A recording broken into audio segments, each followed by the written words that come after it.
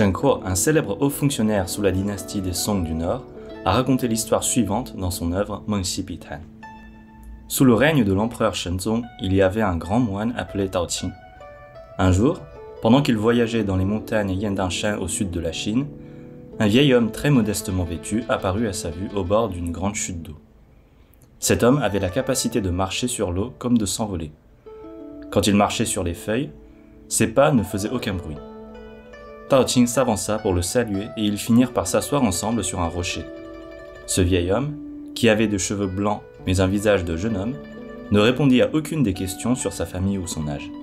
Il adressa simplement ces paroles à Tao Qing.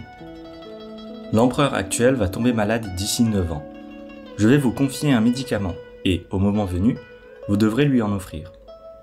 Ce remède est dédié à l'empereur et personne d'autre ne devra en prendre, sous peine d'être condamné par le ciel. » Après avoir dit cela, il sortit de sa poche une pilule de la grosseur du bout d'un doigt, de couleur pourpre et lourde comme de l'or. Le vieil homme poursuivit en disant « Voici la pilule de la longévité du dragon.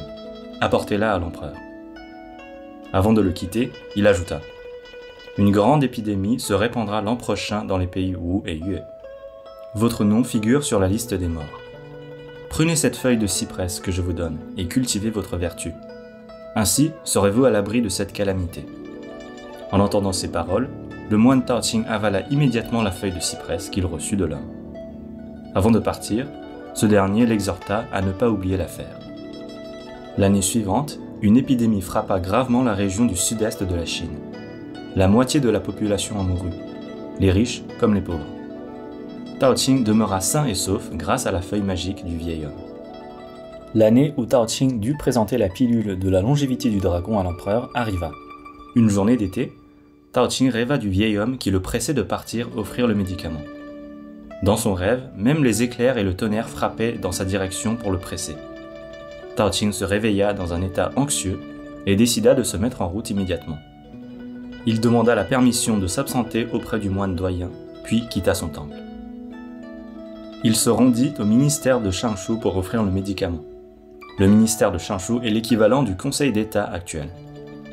Après l'avoir interrogé personnellement, le chef pensa que Tao Qing était fou et refusa d'accepter la pilule qu'il offrait. Le lendemain, l'affaire fut signalée à l'empereur Shenzong qui renvoya à la hâte quelqu'un pour retrouver Tao Qing. Lorsque Tao Qing fut interrogé par l'envoyé, il insista en disant qu'il avait rencontré un immortel. Quelques jours plus tard, l'empereur tomba vraiment malade. Mais il n'osa pas prendre cette pilule d'origine inconnue. Il eut le souhait de trouver cet homme mystérieux. Alors il envoya des fonctionnaires de l'Académie impériale de médecine, apportant avec eux de l'encens précieux et beaucoup d'argent, pour partir avec Tao Qing à la recherche du vieil homme. Ils se rendirent à la montagne Yandanshan pour le chercher, mais l'homme demeura introuvable. Ils purent seulement brûler de l'encens pour le vénérer à l'endroit où Tao Qing l'avait rencontré pour la première fois. 2 nouvelles journées s'écoulèrent, et l'empereur se remit de sa maladie sans avoir pris la pilule de la longévité du dragon. Les gens de son entourage furent soulagés et pensèrent que l'empereur pouvait récupérer en prenant simplement des médicaments normaux.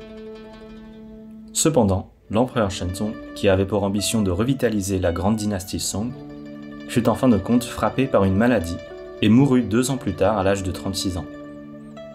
Il semble donc que tout soit prédéterminé. Le fait que l'empereur n'ait pas pris l'élixir et que sa vie n'ait pas été prolongée était-il également une fatalité irréversible ?